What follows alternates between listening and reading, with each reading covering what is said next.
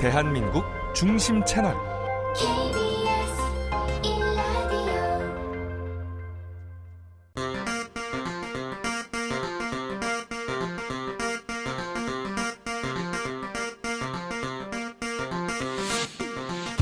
주진우 라이브 스페셜.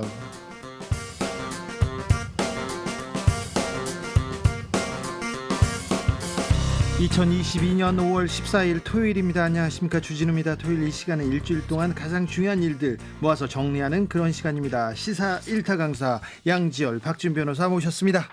어서 오세요. 안녕하세요. 안녕하십니까. 네, 이 방송 영상으로도 만나보실 수 있습니다. 그렇습니다. 지금 바로 유튜브에서 주진우 라이브 검색하시면요, 영상으로 만나보실 수 있습니다. 목소리가 아직도 네. 괜찮으세요? 지금 좀 갔나요? 아, 네, 목소리가 그렇게 뭐 선명하지 않았죠, 조금 전에. 네, 아, 괜찮네요. 괜찮습니까? 네. 선물도 준비하셨죠? 네, 새 정부에게 하고 싶은 말, 바라는 정책 보내주시기 바랍니다. 세 분 추첨해서 선물을 보내드리겠습니다. 새 정부한테 얘기하라는데 왜 이렇게 다운돼 있어? 아, 얘기하면 좋죠. 네, 네, 활기차게. 네, 카카오톡 플러스 친구에게 카카오톡 플러스 친구에서 주진우 라이브 검색하시고 친구 추가한 다음에 메시지 보내주시기 바랍니다. 주진우 라이브 스페셜 본격적으로 시작해 보겠습니다. 먼저 지방선거가 코앞으로 다가왔습니다. 자, 분당에는 안철수, 개항에는 이재명 이렇게 갔습니다. 그리고 이제 모두 이제 공천이 거의 막바지 마무리됐어요. 왜냐하면 12일 날, 네. 13일 날 후보자 등록이 있었잖아요. 그렇죠. 공천하기엔 너무 늦은 얘기인 것 같고요. 이 지금까지 공천이 마지막 이렇게 순간. 마지막 순간까지 공천이 확정이 안 되는 이런 선거도 좀 드물었어요. 왜냐하면 대선하고 선거하고 지방선거하고 너무 가까웠기 때문에 그렇습니다. 흐름 어떻습니까?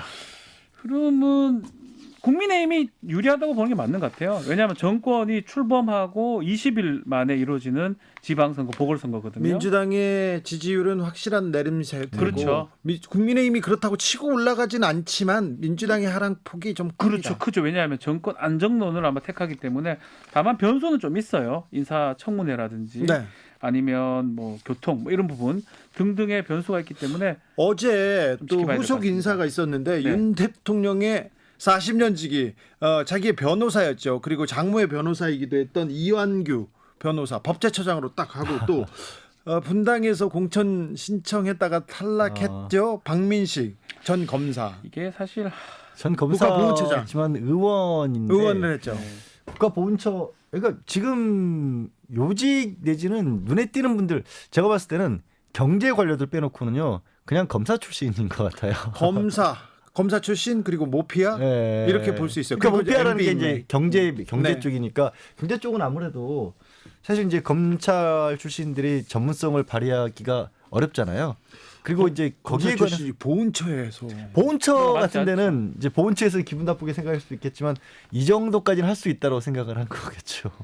이게 사실은 아니 어쨌든 법령에 근거해서 집행하면 되는 곳이니까. 모든 거 다 법령에 아니, 경제는 이렇게 미래 구상을 해야 되고 나라 살림을 해야 되는데 이거는 법이라고 하는 건 사후적으로 굳이 뭔가를 하는 굳이 거잖아요. 연관성을 주자면 박민식 의원의 아버지가 아마 국가유공자인가 그럴 겁니다. 어릴 때. 그거를 굳이 연관을 둘자면 거기다가 이제 본인은 이제 외무고시 사법시험 2개 합격을 했습니다. 검찰 출신이기도 하고요.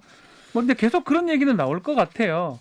혹시 분당갑 출마 하려고 하다가 포기하고 요런 뭐 얘기 이걸 하게 되는 거 아니냐 이런 네. 얘기는 앞으로 계속 나올 것 같아요. 이 얘기는 잠시 후에 자세히 하기로 하겠습니다. 지난 화요일 윤 대통령의 취임식이 있었습니다. 9년 만에 취임식이었는데요. 여당이 된 국민의힘 그리고 야당이 된 민주당 분위기 어땠는지 취임식 당일 박성준 의원, 최영두 의원과 함께 이야기 나눠봤습니다. 오늘 그 취임식은 이제 20명의 또 우리 국민을 대표할 만한 분들의 이제 이 참 스토리가 있는 분들이 나오셨고 또 뭡니까 헌법 읽을 때는 병역 명문가 또 이전에 천안함 때 부상을 입었던 우리 군인 네. 이런 분들이 나와서 읽었는데 참 뭉클한 장면이었습니다. 오늘 대통령이 되셨죠. 대통령 취임한 대통령은 취임사도 나름대로 굉장히 치밀한. 잠시만요. 예. 거대 야당 책임지는 박성준 의원 나오셨습니다. 저희 거대 야당이라고 네. 하니까 더불어민주당 뭐 그대 다수당입니다. 예. 야당이라고 하니까 네. 좀 아직까지는 실감이 안 나는데 인사만 하고 가만히 계세요. 그럼 인사하세요. 오늘 뭐 인사만 합니까? 네네. 인사만 하시고요. 예, 박성준인데 축하는 드려야죠 그래도. 네. 예, 축하드리죠. 네. 대통령이라고 하는 자리가 그만큼 역사에 또 책임 있는 자리고 그렇죠. 지금 한국의 대내외적인 상황이 상당히 어려운 가운데 또 출발을 했기 때문에 무엇보다 책임이 더 클 거라고 생각되고요. 국민을 위해서, 네, 민생을 위해서 좀 좀 말씀하신 것처럼 하나된 대한민국을 만드는 게 가장 윤석열 그렇습니다. 대통령의 네. 역할인 거고 그렇게 하기 위해서는 통합과 화합이고 또 네. 여야의 어떤 협치를 이끌어내야 되는 것이죠. 최영두 의원님 좀 타셨어요. 오늘 취임식에 계셨군요. 네, 취임식에 바로 이 햇빛을 바로 보는 자리였기 때문에 네. 한 1시간 반 이상 앉아 있었기 때문에 아, 네. 오늘 취임식에서 좀 눈에 띄는 장면, 나한테는 이 장면이 좀 인상적이었다.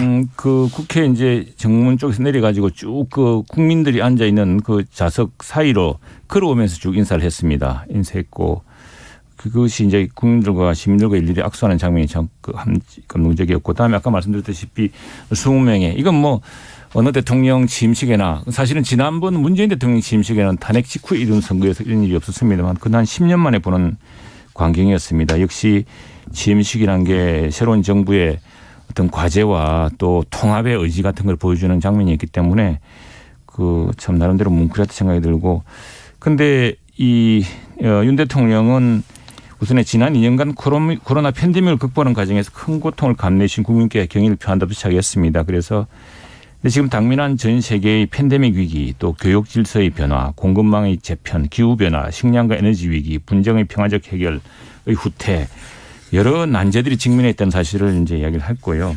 근데 이런 문제들을 해결해야 하는 정치는 민주주의 위기로 인해서 너무 양극화되어 있다라는 걱정도 같이 했습니다. 이건 예. 우리 다 아는 이야기죠.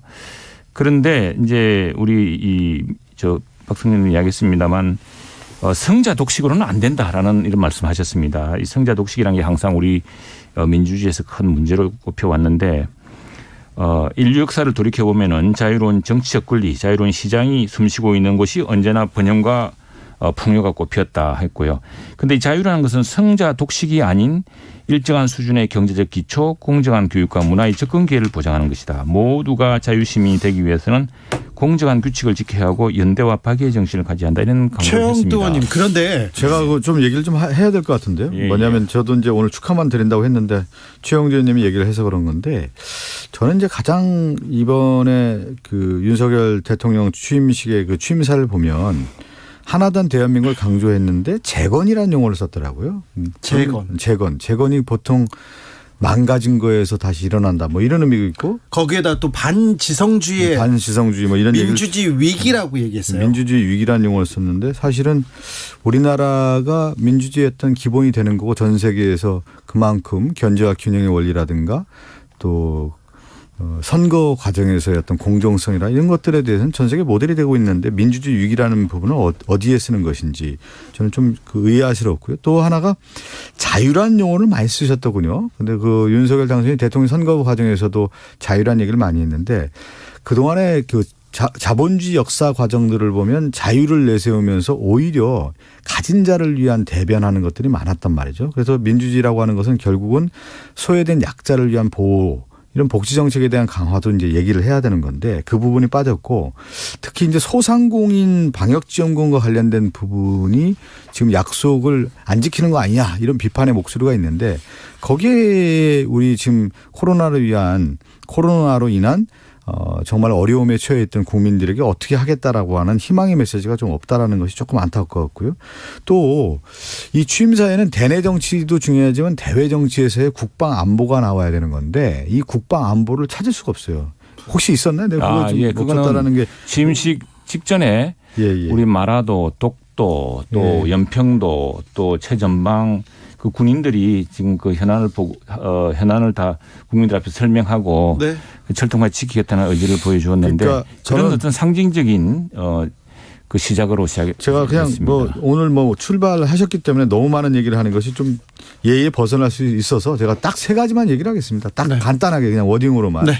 재건이라고 했을 경우는 무엇을 위한 재건인지가 명확해야 되는데 그게 드러나 있지 않다는 얘기고요. 두 번째는 자유를 얘기를 많이 했는데 결국은 경제적 자유의 확대라는 것이 가진 자를 위한 확대로만 돼서는 안 된다라고 하는 부분을 좀 인식하셨으면 좋겠고, 그다음에 국방안보라고 하는 부분이 결국은 국민의 생명과 재산을 보호하는데 국방안보가 얼마나 중요한지 보수 정권에 나왔는데 이것이 언급도 해야 하지 않았다라는 것이 좀 아쉬움이 자유가 나왔습니다. 35번이나 언급됐어요. 예, 예. 네. 그 문제는 이건 이제 사실 자유라는 것이 어떻게 보면은 보수의 가치, 진보의 가치 넘어서는 근대의 가치입니다. 네. 시민사회, 국민국가의 가치이고요. 그래서 여기에 이런 이야기, 자유는 성자 독식이 아닌 일정한 수준의 경제적 기초, 공정한 교육과 문화의 접근 기회. 그러니까 여기에서 이제 보편적 복지라든가 보편적 교육 기회라든가 기회의 균등이라는 것이 다 포함되어 있다고 이야기를 하고 있습니다. 그리고 이 모두가 자유시민이 되기 위해서는 공정한 규칙을 지켜야 한다. 그리고 연대와 파괴의 정신을 가져야 한다. 이런 이야기를 했는데 지금 뭐 우리 박 의원님 말씀하신 것처럼 우리 모두가 지금 여러 가지 뭐 내로남불이라는 게 대표적인 거 아니겠습니까? 지금 윤석열 대통령도 이렇게 이야기했습니다만 과연 그러면 윤석열 대통령의 첫 조각이 그랬느냐도 우리도 내부적으로 반성해야 되는 부분이 없잖아 있고 예. 또 이것은 계속 우리가 하나 지켜야 될 가치라는 것이죠. 그리고 그 정치적인 그 뭐죠 그 재건이라는 건 다른 게 아니라 지성주의라는 건 사실 보수 진보 모두에게 요구되는 사안입니다. 과학과 진실이 아니라 보고 싶은 것만 보고 보수도 그렇고 진보도 그렇고 좌도 그렇고 우도 그렇고 자기들끼리만 소통하고 이게 사실은 그래서 미국 정치라든가 세계적으로 이야기하는 네. 정치적 부족주의 아니겠습니까? 그래서 그걸 뛰어넘자는 것인데 네. 그 부분은 이제 실제로 나중에 정부를 운영하면서 실천으로 보여줘야겠죠. 이 윤석열 정부가. 취임식 취임사는 여기까지 또 얘기하고요. 그리고 로텐도홀 국회 가운데 가장 큰 홀이 로텐도홀인데 거기서 오늘 취임 연회가 있었죠? 예, 예, 3시에 예. 있었습니까? 3시 한 4시부터 시작됐습니다. 그러면 그 대통령하고 그 이제 3부 대법원장 그리고 감사원장 국회의장이 오셨고 김건희 여사도 오셨고 예, 김건희 여사 오시고 그리고 또 외교사절 네. 또 국회의원 또 전직 국회의장님들 또 거기서 인사하고 그다음에 민주당의 원내대표님 또 상임위원장님 여러 분 박성준 오셨죠. 의원은 안 가셨고 저는 요즘에 바빠요. 선거 치르는 선거 준비하는 제가 저 송영길 서울시장 후보 비서실장을 맡아가지고 비서 높으신 분 됐어요. 지금 또. 열심히 또 서울시장 자, 선거를 치러야 되기 그리고 때문에. 밤에는 신라 호텔에서 또 만찬이 있죠? 거기도 가셔야죠. 최영도 의원님. 저는 안 갑니다. 저는 뭐 이제 요 국회의원들 거기는 외교사절단만 가는 거니까요. 거기까지는 안 가고요. 네, 네. 외교사절단만 가는 거니까. 네. 자, 용산시대 어떤 일이 있을지. 용산시대 좀 바라는 점이 있으면 박성준 의원님. 윤석열 대통령에게 바라는 점이라고 네. 할까요? 결국은 저는 대통령의 역할이라고 하는 것은 단기적 네만 쓰고 있네. 예, 단기적으로 보는 것이 아니라 네. 결국은 5년에 대한 청사진과 더불어서 대한민국 그 이후에 한국이 가야 할 방향에 대한 것들이 나와야 되지 않겠습니까? 맞습니다. 그래서 저는 네. 대통령이 단순하게 선거의 승리자로서만이 아니라 네. 진정하게 대통령이 5년 동안 우리나라를 무엇을 위해서 일을 할 것인지에 대한 것들을 좀 소상하게 네. 밝혀주시고 또 국민에게 설득해 주시고 네. 얘기해 주셨으면 좋겠어요. 그런 것들이 지금 윤석열 당선인이 아직까지는 보이지 않고 있기 그렇죠. 때문에 국민의 앞에 전면에 나서서 나는 이런 나라를 만들겠다. 내가 꿈꾸는 나라는 이런 것이다. 대한민국의 국민과 함께 가겠다. 내가 이런 나라를 이렇게 만들겠다라고 하는 것들을 보여줘야 되는데 아직 대통령 당선인이 되고 지금 취임했을 때까지 아직 보이지 않고 있다는 것이 좀 아쉽습니다. 취임식이 있었습니다. 이제 새 출발을 했습니다. 이제 출범한 지 며칠 됐습니다. 네. 일주일 뭐 됐다고 봐야겠네요. 네.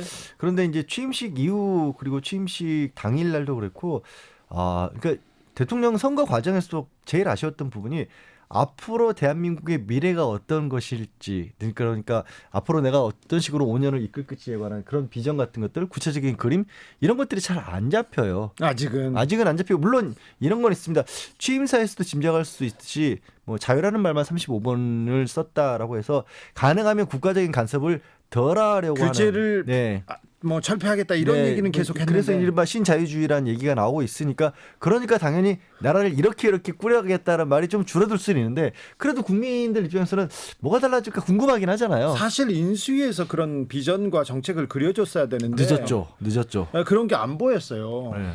사실은 인수위에서 좀 구체적인 내용도 나오고 해야 되는데 좀 아쉬웠던 부분은 결국은 집무실 얘기가 가장 컸던 것 같습니다. 네. 그리고 제 기억에 눈에 띄는 거는 뭐 만 나이로 이제 간다는 거, 예. 그 정도가 기억이 나고. 집무실 온통 집무실 이전하고 그리고 그게- MB 사면 이런 얘기였죠. 그게 사실은 뭐 다른 어떤 국정 과제도 발표를 했지만 눈에 잘 안 띄었던 게 좀 아쉽기도 하고. 그리고 인수위 사람들이 김은혜 경기도로 그리고 안철수 위원장 분당으로 이렇게 네. 가면서 인수의 그림 제대로 보여주지 못했습니다. 지금까지. 하지만 이건 좀 잘했다. 이런 덕담, 격려도 좀 부탁드리겠습니다. 뭐가 눈에 띕니까?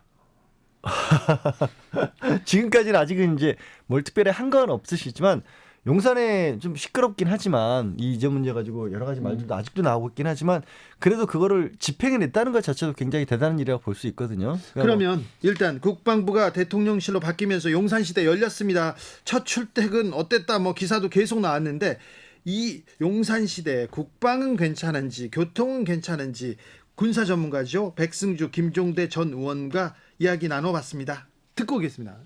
국방부 합참 이렇게 이사는 잘 돼가고 있습니까? 괜찮습니까? 예, 준비를 저 뭐 최근에 한번 확인을 해봤는데 네. 생각보다가 그 논란이 있는 중에도 계속 준비를 했기 때문에 뭐 큰 차질 없이 준비가 됐다. 국방부 직원들 사는 아파트에서도 나가야 되고 다 뭐 좀 입이 많이 나온 것 같은데요. 국방부의 직원들이 한 1,200명 좀 되는데 이사를 생각밖에 이제 이사를 하게 되니까 입이 좀 나올 수밖에 없는 상황도 있겠죠. 그러나 실제로 먼저도 말씀을 한번 드린 적이 있는데 그 일반 직원들 제명 때문에 그 주거지 옮기는 문제가 아니고 사무실 옮기는 문제고 국방부 인근 내부에서 옮기는 문제이기 때문에 이삿짐 센터가 힘들었겠죠. 그리고 심리적 공간이 바뀌니까 지금 그 부분은 지금 대통령실이 입주한 구 국방부 건물하고 네. 현재 국방부가 입주한 합창 건물 사이에 지금 가림막이 쳐져 있어요. 예. 굉장히 그게 답답하게 됐고 이 부분도 이제 출입을 사실상 통제하는 거거든요. 그다음에 이제 주차하고 교통 문제.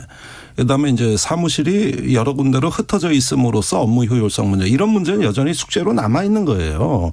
그러니까 사실은 국방부에 대해서 그 동안에 이렇게 너무 뭐 통보만 하고 이러는 것보다는 이 사람들의 그 애환이랄까 상실감에 대해서는 사실은 정부가 살펴줘야 됩니다. 네. 예, 그다음에 동빙고 아파트 문제도 원래 이것도 예상 밖에 또 돌출 현안이 나온 건데. 구 청와대 그러니까 지금 대통령실 경호처의 고위 인사들의 주거용으로 한 20세대 비워달라는 거예요.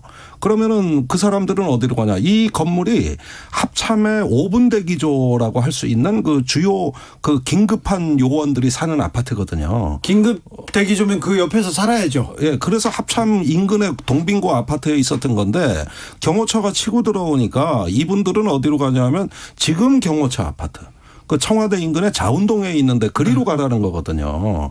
그러면은 일단은 거리는 멀어지고 5분 대기조가 아니라 이제 30분 대기조가 되는 거거든요. 그렇죠. 그래서 이런 부분에서는 이게 워낙 긴급하게 어떤 치밀한 계획 없이 추진됐던 사안이다 보니까 곳곳에서 불편함은 있는 겁니다. 이런 예. 문제들을 다 지금 산적한 숙제로 그대로 남아 있는 거예요. 불편함도 있지만 뭐 오늘 보니까 한 230만 명이 청와대 관람을 신청했다 그래요.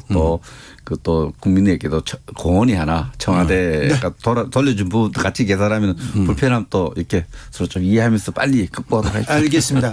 군의 정치 개입은 절대 막아야 된다. 그건 맞죠? 그렇습니다. 네. 군의 정치 개입이 군의 공무원의 정치 개입은 절대 안 된다. 특별히 군이 정치에 개입하는 것이 쿠데타다. 윤석열 대통령이 검사 시절에 한 말이에요. 그래서 군의 댓글 공작에 대해서 분노하면서 수사를 열심히 했습니다. 그래서 그때 주역이 누군가 얘기했는데 그때 청와대에 있던 김태우라는 사람이 이걸 제시했는데 이분이 안보실 1차장에 임명됐어요. 어떻게 된 겁니까? 우리 군의 정치 개입 이게 이제 영어로는 더 밀리터리 군부가 되겠죠. 영향력 있는 군이 정치 영향력을 행사하는 것도 군의 정치 개입이라는데 지금 말씀하신 내용은 제가 미리 짐작해 보는데 그 시기에 이제 댓글 공작했죠. 김 의사 댓글 공작. 심리 전단입니다. 수사가 진행돼 재판이 진행 중에 있는 부분인데 그 시기에 지금 김태호 차장이 어떤 역할을 했는지는 제가 정확하게 모르겠어요. 지금 유죄를 받고 대법원에서 지금 재판 계류 중에 있어요. 그 부분은 그렇지 않을걸요. 그때 2심까지 유죄를 받았어요. 2심하고 대법원으로 갔죠. 그 부분은 제가 정확하게 모르겠습니다만 그때 뭐 별건 수사 비슷하게 해서 집에 비밀을 갖고 있다 해가지고 수사하는 건 제가 아는데 댓글 공작과 관련해서 김태호 차장의 어떤 역할 이런 부분 제가 정확하게 아는 바도 없고. 그거는 사실 이게 또 가슴 아픈 얘기인데 그 당시에 심리전 부대가 생겼지 않습니까? 그래가지고 왜 막 새로 뽑았잖아요. 네. 국군 심리전단이 이제 심리전 사령부가 됐잖아요. 네. 이럴 때 이제 믿을 수 있는 우리 사람으로 뽑아라. 이렇게 하면서 사실상 개입을 했고 그다음에 댓글 공작이 벌어진 부대거든요. 이래가지고 기소가 된 거예요. 네. 그래가지고 청와대 이제 연결고리를 찾다가 김태호 당시에 안보기획 수석이 이런 어떤 지시를 했다는 내용들이 밝혀져가지고 이게 재판 판결이 엇갈립니다. 하나는 유죄가 나오고 하나는 무죄가 나온 거예요. 그래가지고 대법원까지 간 거거든요. 그렇다면은 지금 그 차장직을 이미 수행하고 있습니다만은 문제는 재판에 계류 중인 인물이에요. 현재. 근데 그때 당시에 저는 이제 국방연구원에 연구를 하고 있었는데 그 당시 김태호 수석은 대외정책 비서관이었죠. 네. 비서관 직지였고 대외전략기획관이었습니다. 대외전략기획관인데 기획관인데 역할은 뭐 비서관 이상 역할이라 이런 평판을 받았지만 그렇죠. 정식 직책은 아마 비서관이었는데 제가 볼 때는 그 비서관이 그게 뭐 어떻게 구체적으로 한지 제가 사실은 잘 모르겠어요. 네, 그런데 그 댓글 문제는 이명박 대통령 시절에 그 국민소통 비서관실이 신설되면서 시작된 일이고 네. 처음에는 청와대하고 문화체육관광부 이런 등등 모이다가 갑자기 군하고 국정원이 분리돼서 나가가지고 별도 심리전을 하는데 그때 명분이 북한이 사이버전 공작으로 남한의 뭐 종북 세력하고 손잡아가지고 국가를 전복시키려고 한다. 이러면서 사이버전에 대응한다. 뭐 이게 제4의 전쟁론이라 그래가지고 한참 이게 화두가 됐고 갑자기 이제 심리전 부대 인원과 조직이 확장되기 시작합니다. 그런데 이게 순수하게 국가 안보를 위해서 했다기보다는 국내 정치에 개입하는 양상이 돼버린 거예요. 네. 네. 북한이 댓글 단다고 우리도 댓글 단 거예요. 쉽게 얘기하면. 그렇게 된 거거든요. 네. 그 당시 국방장관도 같은 사안을 이렇게 하는 걸 제가 자세히는 못 들여다봤지만은 그때 북한이 우리 사이버 공간에 침투해서 심지어 공작을 한 부분도 상당히 있고 거기에 대응한 부분도 있고 이게 좀 섞여 있었던 걸로 이렇게 알고 있어요. 그럼 명분은 그렇죠. 자, 명분은 그렇습니다. 아무튼 이명박 정부에서 핵심이었던 김태호 안보실 1차장 물론 대통령의 이웃이라고 합니다. 같은 아파트에 살아요. 네, 산다고 합니다. 그리고 김태호 차장의 아버지가 검찰 고위 간부였다고 하는데 아무튼 이명박 정부 사람들이 이거 국방 외교에 많은 사람들이 다 들어와 있습니다. 백승주 의원님. 근데 제가 듣고 있기로는 지금 무엇보다도 이제 우리 윤석열 대통령도 공직에 오래 근무했기 때문에 어떤 공직을 수행한 경험 이런 부분을 굉장히 중요하게 생각해서 발탁을 하고 등용을 한다는 얘기가 있습니다. 그래서 김태호 비서관의 경우도 학교의 교수님이신데 이미 오랫동안 MB 정부에서 일한 경험, 경륜 이런 부분에 대한 신뢰 때문이 아니었나 이렇게 저는 봅니다. 예, 그 부분에 대해서 일단은 경륜이 있다는 건 인정합니다. 그런데 MB 정부의 소고기 수입 파동, 박왕자 씨 사망 사건, 천안함, 연평도, 그다음에 베이징 돈봉투 사건, 그다음에 댓글 공작 이런 모든 데 다 연루되신 분이 이거고 마지막에는 한일 군사보호 협정 지소미아 그거 이제 밀실 협정이 또 정치 문제화 돼가지고 여당에서도 사실은 비판을 받으신 분이 그때 여당에 새누리당 시절이었을 겁니다. 그러다 보니까 이제 실세 비서관 이런 얘기를 듣다가 공직을 불미스럽게 마치신 거거든요. 네. 그리고 또 정권이 바뀌고 이제 재판에 이제 회부돼 기소가 되신 분이 그렇다면은 제가 보기에는 좋습니다. 다시 컴백하는 거 뭐 그럴 수도 있어요. 또 이분이 안보 전문가인 건 맞으니까. 근데 문제는 뭐냐 하면은 과거에 대한 성찰과 반성을 했는 있느냐가 저는 궁금해요. 네. 그 얘기를 듣고 싶어요.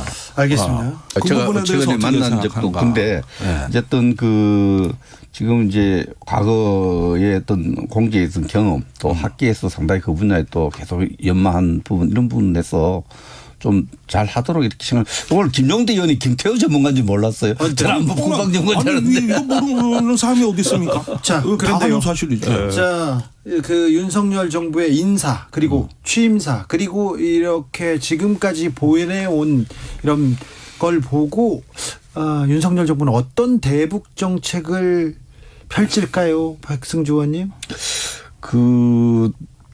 윤석열 대통령이 이끄는 정부의 대북 정책은 앞의 정부와의 차별화 측면에서 보면은 북한에 대해서 좀 굴욕적이고 굴종적이고 북한의 눈치를 보는 대북 정책을 하지 않을 것 같습니다.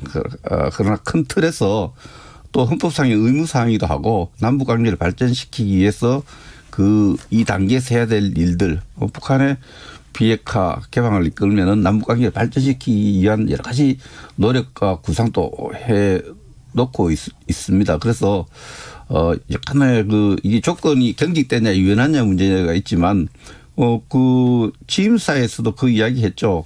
북한이 핵 개발을 중단하고 실질적인 비핵화를 해가면은 혼자서 도우는 것이 아니라 국제사회 공조해서 북한 주민의 삶을 한 단계 업그레이드하는 담대한 계획을 갖고 있다. 북한이 그런 길로 나와주기를 바란다 이렇게 했기 때문에 그거는 앞에 역대 정부가 했던 비슷한 맥락에서 지어가는데 그러나 이걸 해가는 과정에서 북한이 더 이상 속지 않겠다. 북한에 대해서 굴욕적이고 굴종적인 모습을 안 보이겠다. 이런 것은 갖고 있다고 봅니다. 네, 어떤 남북관계, 어떤 국제정치를 얘기할 때 굴욕, 굴종 이런 감정적인 용어를 쓰는 건 저는 적절치 않다고 봅니다. 사실은 어떤 국민의 안정과 어떤 국가의 생존이라는 어떤 핵심 목표, 본질이 있는 거고 가치가 있는 거고 외교를 하다 보면 협상, 양보 또 여러 가지 어떤 정치 수리라는 게 있는 건데 이런 것들이 굴종, 굴욕 이런 감정적 용어로 묘사된다는 건 참 불행한 일이고 설령 그렇게 비춰지는 측면이 있다 하더라도 그건 얼마든지 협상의 기술이나 전술일 수도 있는 거고 더 큰 이익이 있다면 얼마든지 그런 것들을 또 국민을 위해서 감수할 수도 있는 문제거든요. 그렇다면 지금 굴욕하지 않겠다, 굴종하지 않겠다 이렇게 얘기를 합니다마는 지금 이 문제는 굴욕이나 굴종의 문제가 아니라 한반도의 어떤 생존의 공간을 어떻게 만들 것이며 어떤 공존 공영 복리의 시대 그 말 그대로 한반도의 시대를 어떻게 만들어갈 거냐. 우리는 헌법에 대통령이 선서할 때 조국의 평화적 통일을 위해서 선서문에 보면은 대통령으로서의 직무를 성실히 수행한다고 하고 있습니다. 그렇다면 정치 지도자가 해야 될 일은 원대하게는 통일로 가는 길에 있어서 내가 하나의 어떤 소명을 다하는 국가 지도자의 모습이 필요한 거고 북한에 대해서 대화가 굴욕이라고 하면 안 하겠죠. 그래서 이번에 취임사에 보면은 대화의 문은 열어놓겠습니다. 이렇게 표현하셨거든요. 그러니까 대화의 문은 열어놓을 테니까 북한이 알람하고 말라는 거예요. 그런데 이런 게 아니라 어떤 북한과의 생산적 대화를 통해 가지고 비핵화와 평화가 정착된 번영된 한반도로 만들겠습니다. 원래 선서한 취지대로는 그렇게 나와야 되는 거거든요. 근데 참 그렇게 이해를 하시고 또 대승적으로 봐야 된다는 이야기를 하시는데 저는 두 가지만 사례를 들겠습니다. 왜 그렇게 보느냐. 자, 북한 주민이 해상을 통해서 넘어오면은 대한민국 국민입니다. 넘어오는 기존 의사를 밝힌 순간 이미 97년 우리가 대법원 판례도 나와 있고요. 이 헌법적 가치예요. 넘어온 우리 국민을 그냥 눈도 가리고 뒤에 손을 묶어갖고 북한하고 잘 지내자고 북한에 보낸 사실을 어떻게 이해해야 되겠어요. 남북한 잘 지내자고 합의해놓고 북한에 전단 살포한다고 개성공단에 한 800억 가치의 우리 재산을 그냥 폭파해버려요. 전 세계 보는 가운데. 이런 것에 대해서 질책하지 않고 따지지 않고 잘 지내자. 따지봤자 하겠느냐. 저는 그거는 아니라고 생각합니다. 이런 굴욕적이고 굴종적인 모습이 분명히 있었고 이런 부분들은 반드시 짚어가면서 남북관계 발전시켜 가야 된다는 그런 원칙이 필요하다. 이것이 헌법 가치를 지키는 길입니다. 굴종굴욕을 넘어서서 우리 대한민국 헌법 가치를 지키면서 남북관계. 대통령 취임식, 용산시대 개막, 출퇴근 그리고 청와대 개방 단연 화제였습니다. 자, 긍정적인 부분도 분명히 있는 것 같아요. 특히 출퇴근하는 모습 우리 대통령이 출퇴근하는 모습 본 적이 없습니다. 그렇죠. 우리 국민들. 그래서 출근할 때 기자들하고 만나고 또 출근해서 그 집무실 1층에 기자실이 있습니다. 네. 기자들의 질문을 하는 모습. 출근하는 길에 기자를 만날 수밖에 없는 예, 구조입니다. 만날 수밖에 없는 구조고 그 모습은 상당히 긍정적이지 않을까 생각. 소통의 측면 아마 윤석열 정부가 추구했던 소통의 그렇죠. 어떤 그런 모습 보였고요. 또 취임식하는 과정에서도 많은 어떤 얘기가 있지만 걸어가면서 국민들, 시민들하고 인사하던 부분. 그렇죠. 예전에는 차를 통해서 했거든요. 그 부분 인상 깊다는 분들 많습니다. 꽤 많이 있었습니다. 그래서 이제 그런 부분들이 소통이나 이런 부분을 보이긴 한데 그럼에도 불구하고 취임식에서 좀 간명한 어떤 그런 것들을 많은 국민들이 원했을 것 같아요. 근데 뭐 반지성주의 이런 얘기가 나왔었고요. 자유가 뭐 상당히 많이 언급됐었고 그래서 알듯 말듯한 얘기가 아니었나라고 생각이 들고 뭐 지금 좀 전에 얘기도 했지만 양 변호사 얘기처럼 결국은 좀 자유를 부각시키는 근데 그 의미 자체는 좀 앞으로 좀 더 구체적으로 봐야 되는 상황이 아닌가 그렇게 보입니다. 지금 왜 그러냐면 다른 것도 있지만 코로나19 이제 겨우 실외 마스크 벗고 다니기 시작했지 않습니까? 그러고 나면 앞으로 그동안에 뭐 좀 묻어뒀던 것들, 그동안 참고 견뎠던 것들로 인한 쌓여있던 것들이 좀 터져 나올 수밖에 없습니다. 그리고 그렇죠. 그동안 어려움 겪었던 소상공인분들 이제 다시 일어나려고 해야 되는 그런 상황이거든요. 물론 이제 손실보상금 추경 첫 번째 업무로서 국무회에서 추경 편성도 했지만 그럼에도 불구하고 그런 상황에서 어떤 걸 좀 주력을 기울여서 뭐 뜻대로 다 되진 않겠지만 이렇게 좀 다시 나라를 부흥을 시키겠다 이런 얘기들이 조금 더해졌으면 좋을 것 같다. 그리고 뭐 박 변호사도 얘기했지만 그 기자실 지나다니는 것을 이렇게 만날 수 있도록 한 거 그리고 뭐 엘리베이터 타거나 사무실 가는 과정에서 자연스럽게 뭐 질문을 듣는 듯한 모습 보여주는 거는 참 좋아요. 앞으로도 그거를 그냥 쓱 지나가는 정도가 아니라 잠깐씩이라도 그렇죠. 멈춰 서서 아예 정리하는 건 어떨까 하는 생각도 듭니다. 취향의 구조가 그렇게 됐으니까. 취임사에 좀 통합이 왜 빠졌냐라고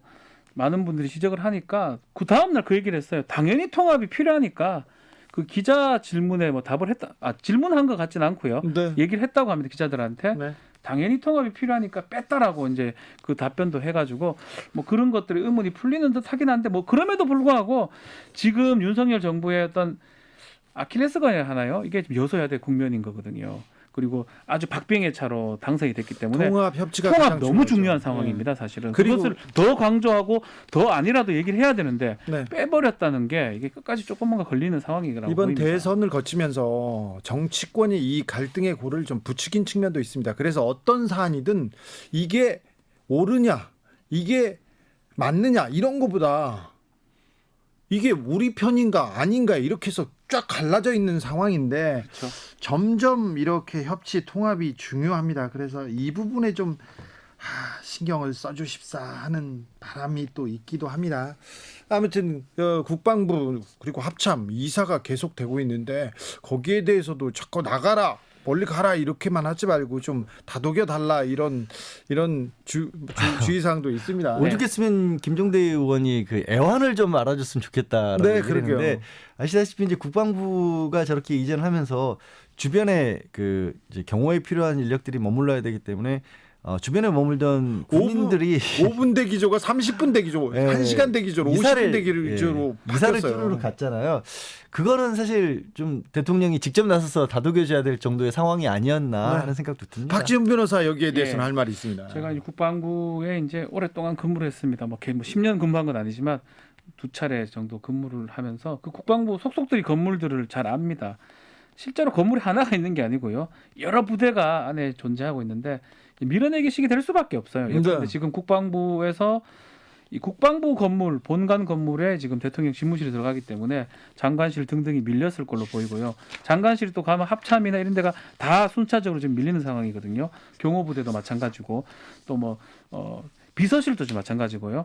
그래서 뭐 지금 지난번에 뭐 비서실 이렇게 보도된 걸 보니까 아직 꾸리지를 못했더라고요. 그냥 큰 어떤 사무실에 덩그러니 이제 책상 정도 있는 나란히 모습이었고요. 이렇게 앉아 있더라고요. 네. 교실 같기도 하고, 네, 약간 교실 같기도 하고. 그 비서실의 풍경 굉장히 낯설었습니다. 그래서 또 제가 눈에 좀 기억에 남는 거는 군인들이 국방부에 많이 있습니다. 군복 입은 군인들도 있고요. 양복을 입고 있는데 사실 군인인 사람들도 있고요. 저도 뭐 군인이었지만 양복을 입고 많이 다니기도 했고 좀 어색해요. 그 안에 경호 인력도 있고 군인도 있고 국방부 직원도 있고 청와대 사람들도 있고 뭐 지금 단계에서 국방부라는 군사 시설이기 때문에 군인들이 가는 건 크게 문제가 없는데 경호 인력하고 맞아떨어지는 이 부분이 앞으로 좀 잘 해결해야 될 부분이 네. 아닌가. 이 경호 인력 청와대 직원들하고 군인들하고 같이 있는 거 저는 좀 상상해요. 왜냐하면 군인들은 무기 같은 걸 소유할 수 있는 거거든요. 그러니까요. 뭐 어렵습니다. 시행착오가 있을 거예요. 너무 서두르지 말고 국민들이 꼭 취임식에 맞춰라, 빨리 서둘러라 이렇게 요구하는 거 아닙니다. 그러니까 너무 서두르지 말고 시행착오가 있을 수밖에 없는 그런 상황 아닙니까? 그러니까 좀 차분차분 국방부도 좀 배려하면서 이렇게 이사 잘 했으면 합니다. 이번 주에 손실보상금 600만 원을 주겠다. 그래서 전에 줬던 지난 정부에서 줬던 400만 원과 합해서 1000만 원을 맞춰주겠다. 이렇게 추경이 이렇게 통과할 것 같습니다. 그리고 병사 월급 200만 원 공약은 후퇴했습니다. 여러 공약이 지금 실행되거나 아니면 좌절하고 있는데 어떻게 보십니까? 일단 뭐 지금 다른 것보다 코로나19 그 손실보상금 지급하기로 한 건 정말 적극적으로 좀 찬성을 합니다. 다만 이제 그 과정에서 의아한 부분이 생겨버렸죠. 아니 돈이 그렇게 없다고 했었는데. 기재부에서 없다고 했잖아요. 돈이 없다고 계속 얘기했는데. 돈이 없어서 국채 발행을 했었고 국채 발행을 더 해야 되면 나라가 경제가 너무 어려워질 수 있다. 후손들에게 빚만 밀려줄 거냐 이런 식으로 언론에서도 굉장히 많이 좀 비판을 했었거든요. 근데 갑자기 생겼어요. 갑자기 뭐 한두 푼도 아니고 이게 조 단위로 돈이 없던 돈이 생기니까 이건 도대체 어떻게 된 거지? 이거 뭐예요? 그러니까 이건 뭐 지금 좋은 얘기를 해야 되는 상황인데 53조입니다. 네. 53조. 대략 우리나라 한 해 예산이 600조인데 대략 10분의 1에 근접한 금액이 지금 초가 잘못 꺼놨다는 거예요. 근데 이전에 지금 그 돈이 없어가지고 못 준다고 하던 상황에서 이 정권이 바뀌니까 갖고 있다가 지금 이제 돈이 있기 때문에 이걸 쓰겠다라는 거거든요. 예. 민주당 입장에서는 상당히 불편한 심기를 드러낼 수밖에 없고 그렇다면 혹시 감추고 있어 연내간 거 아니냐 이런 지적을 지금 하고 있는 거거든요. 그렇다면 공무원들이 민주당 정권 안 도우려고. 그래서 국정조사 얘기를 하고 있고요, 민주당에서는. 아니 그렇습니까? 이거는 설마 그렇게까지 했을까요? 그렇게까지 하리라고 저도 믿고 싶지 않은데요. 그걸 떠나서 어떤 이유가 됐든지 간에 이 부분은 반드시 밝혀야 되는 게 다른 것보다도 1월, 2월, 3월이 이 소상공인 분들이 정말로 힘들었던 때예요.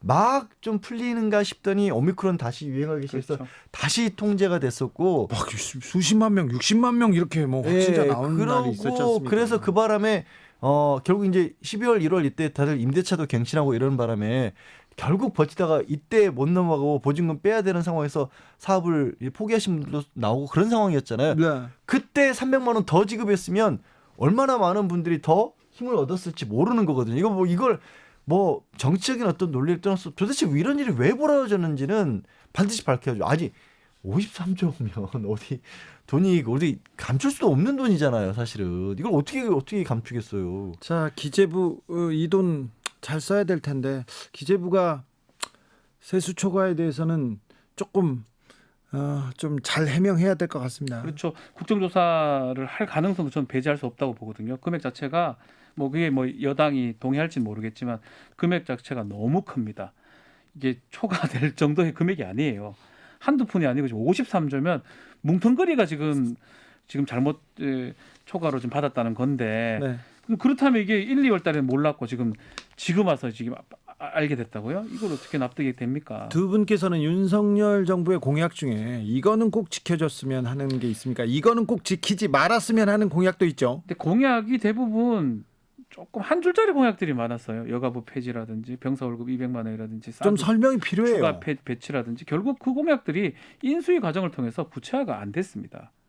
다 제가 알기로는 병사 월급도 한참 후에 2025년인가 그때 가능한다 정도 얘기했고 그런 공약은 사실은 저는 기본적으로 준비가 안 된 공약이 이렇게 실현되는 건 좀 바람직하지 않다고 생각을 하거든요. 오히려 이제 좀 구체적으로 얘기했던 부동산 공약이라든지 또 지금 얘기했던 이 소상공인 지원하겠다라는 거 그런 거 위주로 좀 지금 현실적으로 실현이 돼야 되지 않을까 그렇게 생각을 하고 있습니다. 사드 배치 같은 거는 다시 얘기도 안 나왔으면 좋겠어요. 안 했으면 그런 말을 하면 안 되죠. 아예 얘기도 안 나왔으면 되는 좋겠고요. 얘기. 이번에 외교사절단인지 대통령 취임을 맞아서 이 한국을 찾았을 때 또 논란이 좀 있었어요. 소소하지만 그러니까 미국과 일본과 중국 순으로 이 외교 사절들을 만들었는데 중국에서 부주석급이 방한을 했던 것이거든요. 그렇죠. 그러고 일반적인 외교 관례에 비춰봤을 때 국가의 규모도 그렇지만 그 사절로 온 사람의 직급에 맞춰서 좀 먼저 만나주는 게 관례인데 중국을 제쳐두고 일본을 먼저 만났거든요. 아, 우리한테 중국이 훨씬 더 경제적으로 좀 더 중요한 나라 아닙니까? 그러니까 사실 그 부분이 왜 그렇게 했을까? 오죽했으면 이제 언론들에서조차도 이게 중국에 대해서는 조금 더 관심을 기울이고 주의를 해야 한다, 더 신경을 써야 된다라는 지적을 언론도 했어요. 오히려 중국이 북과 가깝고 우리하고 좀 멀기 때문에 네. 좀 더 외교적으로 배려할 수도 더 있잖아요. 배려해야 되는 그런 상황이었는데 그래서 뭐 사드 배치 같은 것들이 선거 과정에서 나오는 것도 저는 부적절했다고 보는 입장이지만 공약이 다 지켜지는 건 아니잖아요. 그리고 네. 국민들도 다 지켜줄 거 기대하는 사람은 많지 않잖아요. 그런 얘기는 아예 안 꺼냈으면 좋겠습니다. 네, 이제. 아무튼 외교 숙제인데요. 굉장히 중요한데 이제 한미 정상회담도 있는데 북한 문제도 있고 잘 풀어주셨으면 하는 바람이 있습니다. 부탁드리겠습니다. 여러분께서는 지금 주진우 라이브 스페셜을 듣고 계십니다. 주진우 라이브 스페셜.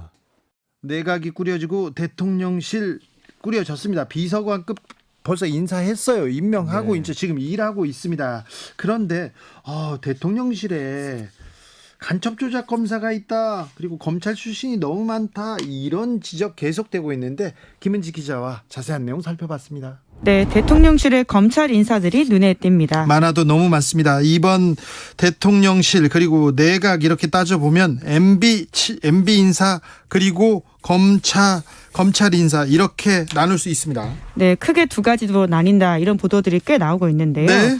특히 대통령과 가장 가까운 자리에 있는 대통령 비서진들이 검찰 출신이 많다라는 이야기는 국민의힘 내부에서도 지적이 나오고 있습니다. 오늘 수석과 비서관들 임명했어요. 그렇죠. 왜냐하면 대통령이 이제 임기를 시작하기 때문에요. 발표한 게 그대로 갑니다. 인사청문회가 따로 있는 게 아니기 때문에 아니 그런데 업무를 시작하거든요. 그러면 주진우 이시원 다 그냥 비서관 된 거예요? 그렇죠. 예, 두 사람 다 특히 이제 이시원 전 검사 같은 경우에는 유성 간첩 조작 사건의 담당 검사, 그러니까 수사, 기소, 공판을 담당했기 때문에 여러 가지 비판들이 있는데요. 이분들은 전 정권의 대표적인 정치 검사라고 이렇게 조금 비판받는 그런 사람들이었는데 그냥 임명 갔습니까? 네, 이게 특히 이제 대통령 비서실 인선은 따로 뭐 브레이크를 걸 수 있는 제도적 장치가 없습니다. 대통령 임명하면요. 검찰 인맥들이 속속 들어갔습니다. 누구 있어요? 네, 우선 어제 발표됐던 새로운 인사가 대통령실 부속실장의 강의구 전 검찰총장 비서관인데요. 우리나라는 권력이 대통령과의 거리에서 나옵니다. 그래서 부속실장이라고 하면 웬만한 비서관보다 훨씬 힘이 셉니다. 네, 같은 비서관급이긴 한데 문고리 권력이란 차원에서 굉장히 견제와 그리고 균형이란 차원에서 여러 가지 이야기들이 나오고 있는데요. 네. 특히나 윤석열 대통령에게는 부속실이 더 강화됐습니다. 과거에는 1부속실, 2부속실 나눠서 1부속실장과 2부속실장이 각각 역할을 했는데요. 2부속실은 주로 영부인을 담당하는 그 부서였는데 2부속실이 없어지고 1부속실에서 다 같이 합니다. 본인 공약이 그렇기 때문에 이번에는 합쳐서 통폐합이 됐는데 그 인사가 검찰 수사관 출신인 강의구 전 비서관인데요. 네. 대검 중수부 평검사일 때부터 대통령이 함께 일한 20년 동안 인연을 쌓은 사람이라고 합니다. 이제 그러다 보니까 검찰 출신 인사한테 너무 큰 힘이 실리는 게 아니냐 이런 이야기 나오고 있는데 뿐만 아니라 대통령실 비서관급 인사 중에서 검찰 출신이 총 6명이 되는 거거든요. 네, 총무비서관 우선.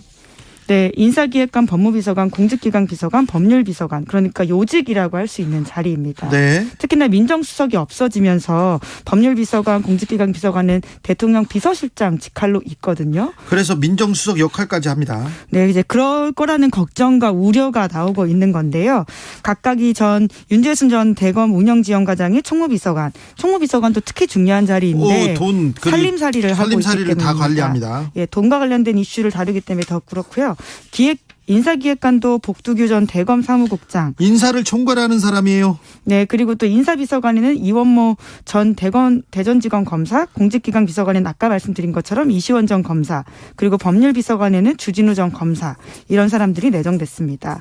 그러다 보니까 조선일보에서조차 검찰 출신이 많다 이런 지적을 하고 있는데요. 지적을 해도 이거 너무한다 이렇게 해도 그냥 일단은 고입니다.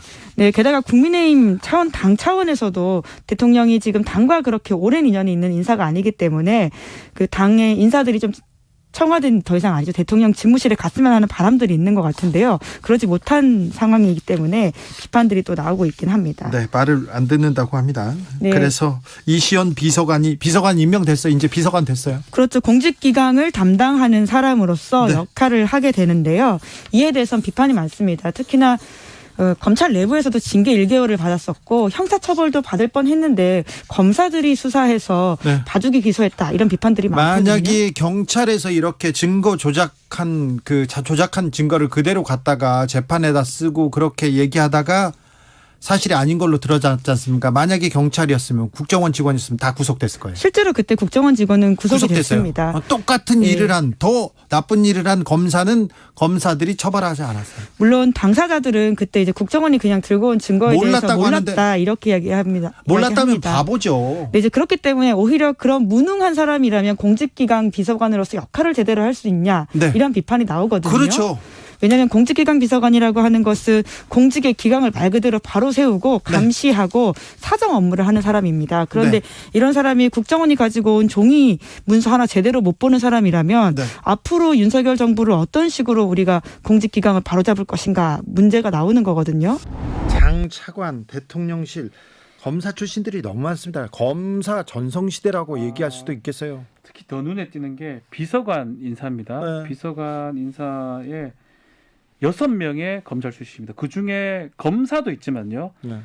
검찰 수사관 출신도 3명이 수사관 출신 중에 또 비위 사실이 있었던 사람도 문제되는 그냥, 분도 있죠. 지금 뭐 이게 사실 좀 한편으로 이해되는 측면도 있어요. 26년간 검찰 생활만 했던 윤석열 대통령. 검사만 했지 다른 건 몰라요. 그래서 항상 내 옆에 있는 사람들은 검사 아니면 검찰 수사관들. 네. 또 지금 이 인사들 보면 아주 측근들이었습니다. 네. 예컨대 검찰총장 할 때 지근거리에서 같이 일을 했던 사람들. 네. 총무비서관. 사실은 비서실 조직에서 가장 중요한 거는 뭐 소위 3대 그래요. 돈, 인사, 민정. 지금 다 이 중요한 비서관들을 전원 검찰 출신으로 배치를 했거든요. 자, 이게 앞으로 이게 좀 논란이 될 것 같아요. 이해는 하지만 결국은 박근혜 정부 때 그런 얘기가 있어요. 문고리 권력 얘기가 네. 있었거든요. 그런 어떤 측면으로 갈 수 있는 우려가 지금 있는 게 사실입니다.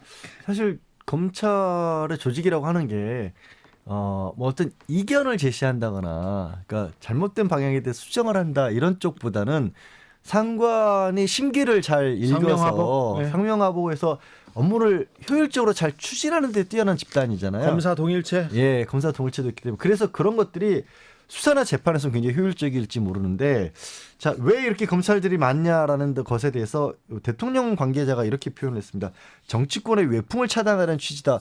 이렇게만 들으면 바람직할 수 있겠다 싶지만 저는 이 얘기를 들어서 놀란 문제가 대통령의 눈가귀가 멀어버릴 수도 있겠다는 생각이 드는 거예요. 네. 그러니까 바깥에 싫은 소리라든가 바깥에서 요즘 정치권은 어떻게 돌아간다든가 아니면 대통령이 말씀하신 것처럼 정치권 출신이 아니기 때문에 잘 몰랐던 부분들에 대해서 그리고 여당 야당 검찰에서처럼 하나가 옳고 하나가 그르다로 되지 않잖아요. 그러니까 유죄 무죄로 나뉘는 게 아니라 정치라고 하는 건 싫어도 불편해도 타협이 필요할 때도 있고 들어야 되는데 대통령이기 때문에 여당 야당 규정도 맞춰져야 되는데 이쪽 판단이 맞다라고 생각하면 그쪽으로 가버릴 수가 있거든요. 그쪽으로 가는 데 익숙한 그런 문화이기 때문에 네. 이 부분이 좀 거꾸로 걱정이 돼요. 그래서. 상대방한테 듣고 설득하고 이런 과정, 이런 지난하고 복잡한 과정을 뚫고 나가는 게 정치인데 일단 자기 주변 사람들로 주변을 채운다. 특별히 검사 출신으로 채운다. 장점은 지금 말했던 거 정치권에 휘둘리지 않은 그 모습, 뭐 대통령의 어떤 추진 방향에 대해서 일사불란하게 움직일 수 있는 모습이 장점이 될 수가 있을 것 같아요. 그렇지만 지금 그 장점보다 단점 부분이 양 변호사님 얘기를 했지만 지금 출범하는 지금 정부 형태 자체가 여소야대 국면이기도 하고 협치, 통합 이런 게 중요한 상황에서 자꾸 같이 있던 사람들을 같이 이제 한다라는 거는 좀 민주당이나 반대 세력에 빌미를 주는 상황이 될 것 같아요. 지금 윤석열 대통령한테 힘이 있기 때문에 네. 지금은 노라고 하지 못합니다. 그런데 국민의힘에서도 굉장히 우려하고 부글부글 끓는 측면이 있어요. 네. 그 국민의힘에서도 주축 세력이 바뀌지 않습니까? 그러면서 너무 한편 사람을 쓰는 거 아닌가 그런 우려가 있다는 것도 좀 알아주십시오. 자, 이번 주 정리했으니까요. 다음 주는 어떤 뉴스로 우리가 뉴스를 만나게 됩니까? 지금까지는 지방선거의 예상들을 좀 했었죠. 이제 어떤 사람들이 본격적이죠. 그렇죠. 어떤 사람들이 나올 거고 어떤 적이 아마 가장 뭐 뜨겁게 좀 뭐 경쟁이 붙을 것이다라는 얘기들.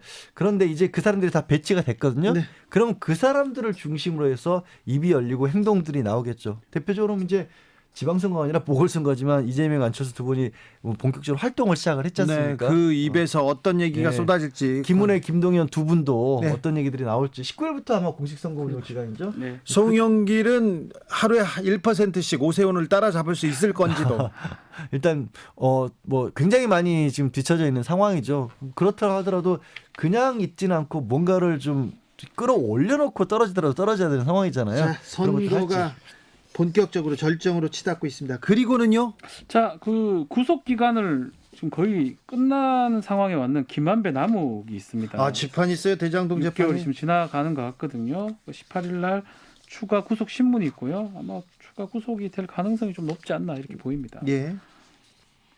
그리고 일면 돗자리 깔아볼까요? 저는 뭐 이재명이라고 생각이 듭니다. 네. 이번 보궐선거, 지방선거 뭐 사실 정말 전국 동시에 하는 큰 선거이긴 한데 민주당도 그렇고 국민의힘도 그렇고 민주당은 지금 부음을 좀 일으키려고 이재명 후보를 지금 총괄 선대위원장도 했고 지금 부음이 좀 일어났었어. 인천 이재명 등등에. 바람이 분다 얘기하고 있습니다. 예. 근데 국민의힘도 마찬가지 반 이재명 전략을 택하고 있습니다. 불체포 특권이니 방탄국회니 뭐 그런 얘기 지금 하고 있거든요. 네. 어쨌든 간에 이번 선거는 이재명 대 반이재명 싸움이고요. 다음 일면은 제가 장담컨대 이재명 얼굴이 엄청나게 나올 겁니다. 네. 양지열 변호사님. 지방선거 국면인데 대선 2라운드 얘기를 할 수밖에 없었네요. 그럼 저는 그나마 다른 사람의 가능성으로 나온 게 한덕수 후보자 지금 문제가 해결이 안 된 상황이거든요. 예. 어떤 식으로든지 간에 아마 다음 주 중에는 해결이 돼서 한 번쯤은 일면에 나오지 않을까 싶습니다. 한덕수 그리고 한동훈 법무부 장관 후보자네요. 한동훈 법무장관 임명이 될 것 후보자는 같아요. 그래서 임명은 크게 되는데 나오지 않을 것 같습니다. 오히려 다음 주 지나서 임명을 할 수도 있고 네. 좀 뭔가 언론의 관심을 좀 덜 받을 때 임명되지 않을까 싶어요. 그렇죠. 그리고 끝까지 고심한 흔적은 보여줘야 되는데 한동훈 후보자는 그냥 임명할 것 같아요. 임명할 것 같아요. 정호영 후보자는요? 고민이 될 것 같은데요. 아마 뭐 1시간씩 고민했다고 하긴 한데 그래서 이건 반반 같아요. 뭐 알 그래요? 수가 없습니다. 예. 저는 정호영 후보자는 임명하지 않을 것 같아요. 정호영 후보자까지 가기에는 너무 그렇죠. 위험 부담이 높다. 네, 그럴 가능성이 조금 있으니 지켜보시죠. 주진우 라이브 스페셜 여기서 인사드리겠습니다. 선물 주고 가십시오. 네, 새 정부에게 하고 싶은 말, 바라는 정책 보내주시기 바랍니다. 카카오톡 프로 친구에서 주진우 라이브 검색하시고 친구 추가를 한 다음에 메시지를 보내주시면 됩니다. 3분 추첨해서 선물을 보내드리겠습니다. 양지열 변호사님, 박준 변호사님 오늘도 감사했습니다. 네, 고맙습니다. 고맙습니다. 주진우 라이브 스페셜 여기서 인사드립니다. 저는 다음 주 월요일 오후 5시 5분에 돌아옵니다. 지금까지 주진우였습니다.